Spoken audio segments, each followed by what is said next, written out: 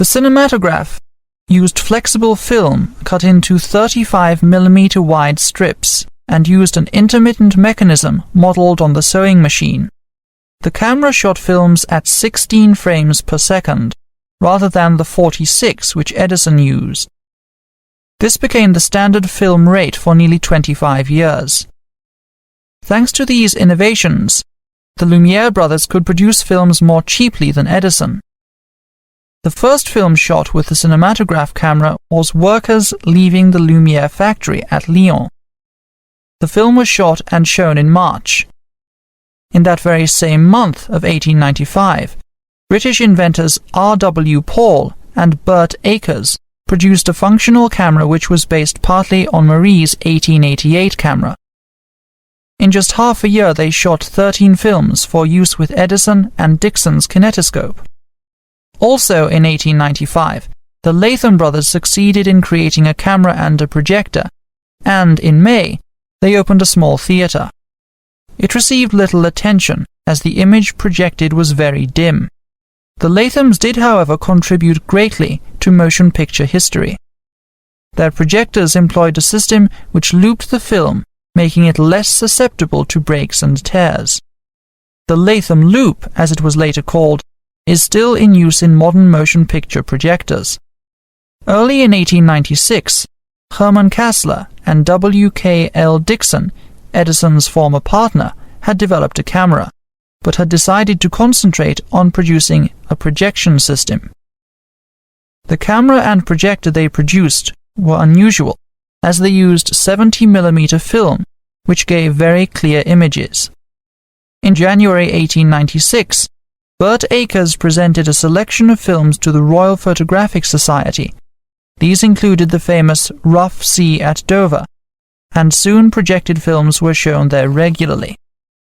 That year, the Lumiere brothers sent a representative from their company to London and started a successful run of cinematograph films.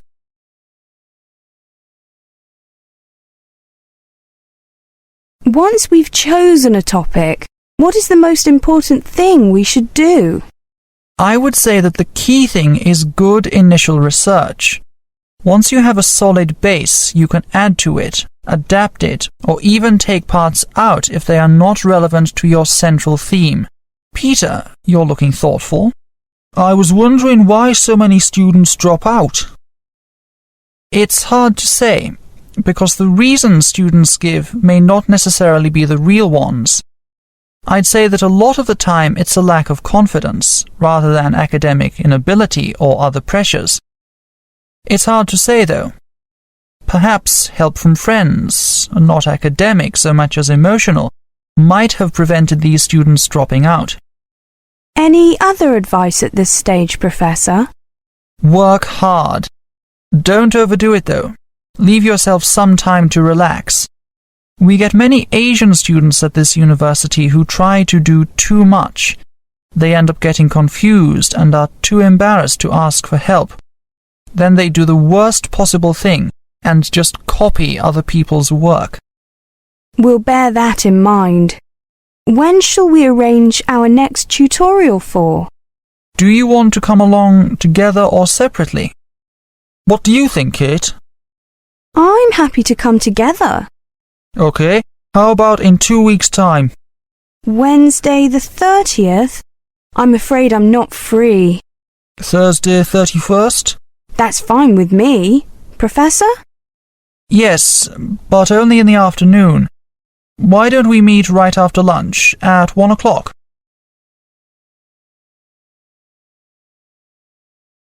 That's true. What should I do after that? You should then write your speech out. In this way, you can have a firm idea of what you will say. It really doesn't mean that the speech you will give must be exactly the same, but at least I can read it over to make some corrections if you want. Wow, really? That would be great. I really appreciate it. Once you write it out, the next step is to practice giving the speech. At first you can practice in front of the mirror so that you can see your expressions and your presentation. Don't present your speech in a memorizing way, without normal voice inflection and pauses. Use the note cards. While giving the speech, always remember to make eye contact with the audience. Some gestures may be better, because it will help you to relax and add energy to your speech. At last, you can practice giving your speech to some friends and ask them to give you suggestions. That's a great idea. So when is the English speech contest due? Well, the speech topic is due on May the 25th, while the speech contest will be held on May the 30th. Well, if you need help, you can come to my office in my office hour before the 20th of May. After that date, you can contact me by email, for I will attend a conference in France. Remember, my office hour is 10 a.m. to 4 p.m. on weekdays. Okay, Professor Green. Thanks so much. You are welcome. Welcome to this latest lecture on living in London. Today we're going to look at transport, and I'd like to start with the London Underground system, also called the Tube because of the shape of the tunnels. First, you need to learn your lines. There are 12 different lines, each with its own name. For example, the Piccadilly line, the Circle line. Each line is a different colour on the map of the Underground system. You can find the map in the ticket hall at each Underground station, and usually on the platforms as well. Sections of the map are also displayed in the carriages of the Underground trains. Before you begin, it helps to know which line you are starting on and on which line your destination can be found. If they are on different lines, look at the map to see where the two lines cross, and note the name of the station where they meet. That is where you have to change trains. If the two lines do not cross, keep looking until you find a third line that crosses both of the other two. Then you will need to change trains twice. You can buy a ticket from one of the automatic machines or from the ticket office.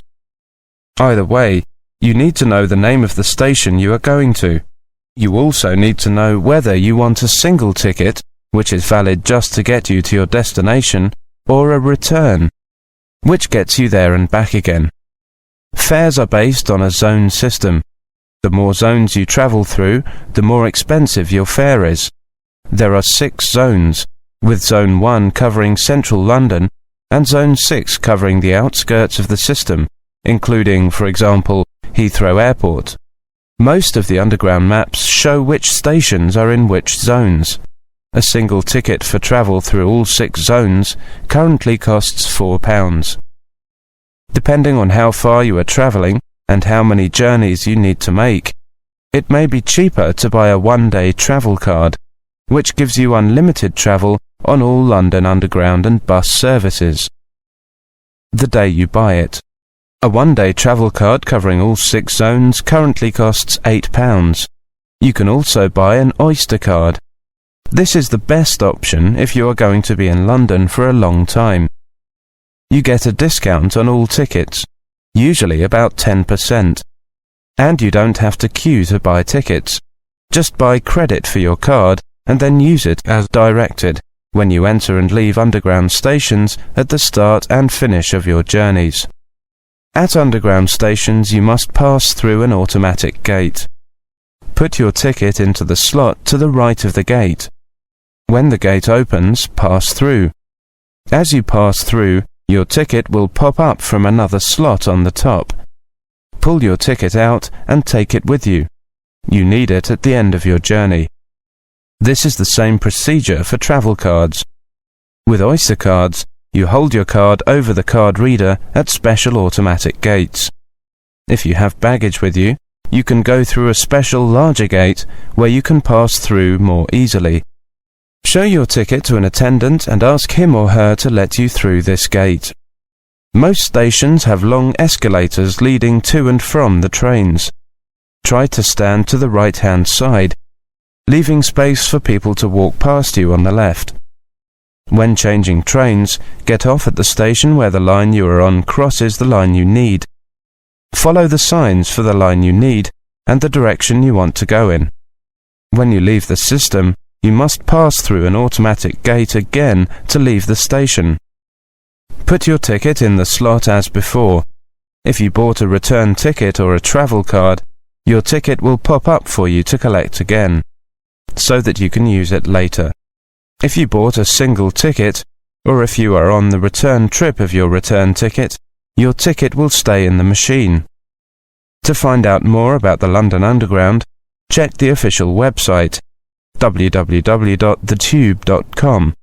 This site also has the map and information in numerous foreign languages. Now, let's move on to... Good morning. I've heard that you offer walking tours of the city. Yes, we do. We have 4 walks. Did you have any particular one in mind? Not really. Actually, I don't know anything about your tours. Could you... Of course. Here's our leaflet. Let me take you through it.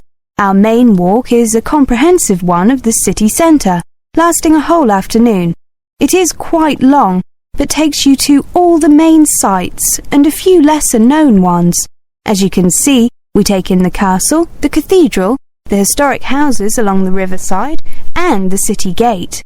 Halfway through, we stop at the oldest pub in the city, the Cat and Dog, for refreshments. That looks very interesting. I see you have a walk that just takes in the castle. Yes, it spends more time examining the castle and its history. The first tour I mentioned visits the castle briefly, but this one includes visits to all the exhibits there and a longer walk along the castle wall. I heard something about... yes, there it is, the ghost walk in the evening. Ah, yes. This is a very popular tour. You'll need to book ahead for this one. The tour starts here at 8 p.m. every evening except Mondays and finishes here at about 2 hours later. Which places are visited on the walk? Well, again, we take people to the castle and to the cathedral, but we don't go inside. At the cathedral, we see a few tombs and tell people some pretty grisly stories. Is the walk suitable for children? Not really. Actually, all 4 of our walks are really for adults, or at least older children. And the 4th walk is... Well, it follows the life and times of Robert Jones, the famous Victorian writer who was born here and lived here most of his life. We take people to see where he was born, educated and lived. This tour is popular with people interested in Victorian architecture, as much as with people interested in literature. I see. Now, prices. They're not listed here in the brochure. Prices depend on the season and the number of people you make a booking for. We'd be interested in taking a tour sometime next week, midweek, and we are a small group of 6 people. OK, there's a small discount for groups of 5 to 10 people. The full price for the City Sights tour is £10 per person. The castle tour is £7. The Ghost Walk is also £7 and the Robert Jones Walk is £8. The discount is 5% off the total fee. Thank you. And what time do the tours start? You said the Ghost Walk starts at 8 p.m? Yes, the City Sights one starts at 1 p.m. and finishes at 6 p.m. The Castle Tour starts at 9 a.m. and finishes at midday. The Robert Jones Walk starts at 2 p.m. and finishes at 5 p.m.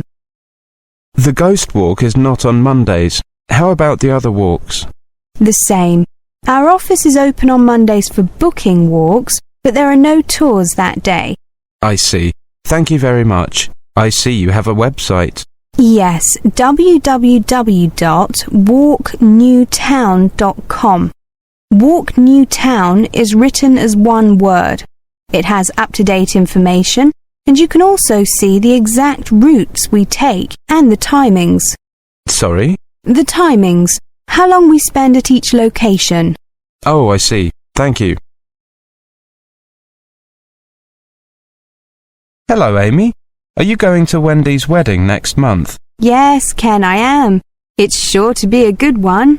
Which day is it again? I can't remember. The 16th, isn't it? It can't be the 16th. My wedding anniversary's the 16th. Then it must be the 15th. Ah, that's right, a Saturday. It's at St. John's Church, isn't it? Yes, the reception's at Simon's. What? Simon Winters from accounting? No, the restaurant, Simon's. You know, on Museum Road. Oh, sorry, got a bit confused there. I've never been to Simon's. Nor me. It's a new place. It's supposed to be very good, and Wendy's future husband, Matthew, knows the owner. So I reckon the food will be really nice. Great. What kind of restaurant is it? It doesn't really focus on food from any particular place. But I suppose you'd say, well, they do some French dishes, Italian, and some typical British dishes too. Sounds like they have something for everyone. Well, I guess that's the idea. More variety, more customers. I mean, there aren't many restaurants around here anyway. True. So, this Matthew she's marrying, do you know him well? I met him at the Christmas party briefly. He seemed like a great bloke. He's very nice. He teaches golf. He's really helped me with my game. So, he must work at that new course on the outskirts of town then. I heard it's very nice there. Yeah, it's great. You don't play, do you? No, never. How old is he? He didn't look very old. He's actually a couple of years younger than Wendy. She's 28, right? Yeah, he must be 26. So what kind of present do you think they'd appreciate? I know it's usual to get a small household item. Any ideas? Actually, they've produced one of those books where the items are pictured, and you sign your name beside the picture to show which gift you're going to get. Those things are a great idea. My sister had one when she got married. The great thing is that you get exactly the brand that you want. Yeah, and you don't risk getting two of the same thing. Absolutely. You don't need 2 irons or 2 sets of cutlery. How about the stag night? I've got Matthew's phone number, so I'll give him a call and find out. Or I'll ask him when I go to the club next time. I know the guy who runs the Black Diamond. They have a function room we could use. I might be able to get it for free, but more likely I'll just get a discount. I'll let Matthew know. There are not many decent venues for a stag night here, are there? No, there aren't. Well, have a word with him and let me know the date and the number of the people he expects, and I'll have a chat with my friend. OK. By the way, are you doing anything special for your anniversary? Well, I was thinking of taking my wife to Tipford. There's a very nice restaurant there, a Chinese one.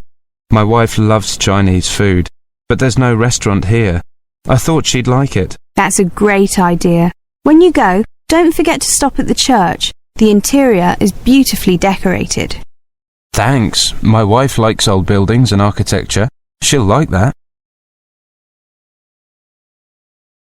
Hi, Ref. Hi, Marta. Hi, Jeff. Hi, Jeff. Thanks for agreeing to help us with this university application form. No problem. It's the UCAS form, is it? Well, I brought mine along as well as an example. Let's have a look at the first page. Ah, here. You need to write in your addresses in your home countries. Here, where it says home address? That's right. But we don't want them to send things to that address. They won't, see. It says they will send things to your residential address, which is in the UK. Oh, I see. And here we need to write the name of our school, don't we? Yes, and any other secondary schools you've attended. Don't forget to write FT in the box there on the right. FT means full-time, I suppose. Yes, it does. Put the most recent school you've attended at the top. Here it says we should enter our ethnic origin, but only if we are UK applicants. Well, you are living in the UK. Put it in anyway. It won't matter. They only use it for statistical purposes. Should we put the subjects we've taken for A-level in this area, 7A? No, that's for exams you've already taken and got the results for. Here, underneath, in part 7B, you can see the space for exams that you've taken but don't have the results for, or are going to take. And do we need to write the name of our school there too? That's where we will take the exams. That's right. Don't forget to put the address too. Do you know the postcode for our school, Jeff? Yes, it's PL3 6LY. Now, how about page 3? I did some part-time work. Should I put that in the employment section? Yes, I did some part-time work too. Write PT in the final box for part-time. OK, and for nature of work, I'll put shop assistant. OK, now we've come to part 10, personal statement. Did you write out a rough draft for me to look at as I suggested? Yes, here's mine. And here's mine. OK, let me just have a quick look. I'll just correct the grammatical mistakes. There aren't many. Be careful with your spelling, Marta. A ref, I wouldn't include this sentence about wanting your parents to be proud of you. A personal statement should be more practical, rather than an emotional appeal. I see. It's a bit different in my culture. OK, I'll take your advice. I think you both need to say why you're interested in those particular courses at those particular universities. Well, I like some of the elective courses on offer in years 2 and 3. That's how I chose those particular universities. How about you, Aref? Well, I considered that, but many of the law courses at university are very similar, so I also considered the geographical location of the universities. OK, add those reasons. Have you both signed at the bottom of page 3? Yes, oh Marta, you forgot to add the date. Now, on page 4, you need to have a teacher write a reference for you. I'm going to ask Mr. Martin, since he's my form teacher. I'm going to ask Mrs. Robinson, because she's my art teacher. Good. It's best to have your form teacher to do it, or ask the teacher who teaches the subject you want to study. They are most likely to have an idea of your abilities. Should I leave it to the teacher to fill in the details about the school at the top of the reference page? Yes. Some of that information isn't known to us students anyway. Well, thanks for your help, Jeff. Are you going to...